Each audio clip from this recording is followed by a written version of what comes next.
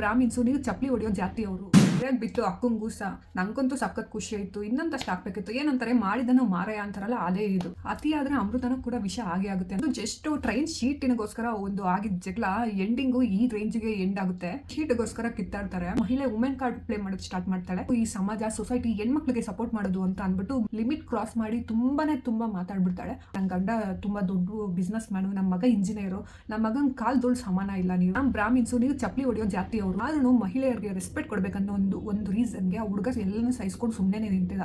ಎಲ್ಲಿ ತನಕ ಅಂದ್ರೆ ಚಪ್ಪಲಿ ತಗೊಂಡು ಮುಖದ ಹತ್ರ ಎಲ್ಲ ಇಡಕ್ ಹೋಗ್ತಾಳೆ, ಹೊಡಿಯೋದಕ್ಕೆಲ್ಲ ಹೋಗ್ತಾಳೆ, ಆದ್ರೂ ಸುಮ್ಮನೆ ಇರ್ತಾರೆ. ಒಂದು ಥರ್ಡ್ ಪರ್ಸನ್ ಎಂಟರ್ ಆದಾಗ ಆಕೆ ಮಹಿಳೆ ಇರ್ತಾಳಲ್ಲ, ಅವಳೇನಂತಾಳೆ, ಇವನ ಎಂತಿ ಹತ್ರ ನೀನು ಹೋಗ್ತೀಯಾ ಅಂತ ಅಂತಾಳೆ.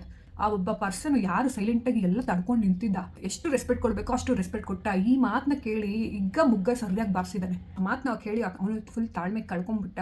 ಇದು ಆಗಿದ್ದ ಘಟನೆ. ಗೌರವ ಅನ್ನೋದು ಅವ್ರಿಗೆ ಸಪ್ರೇಟ್ ಇವ್ರಿಗೆ ಸಪ್ರೇಟ್ ಅಂತ ಏನಿಲ್ಲ.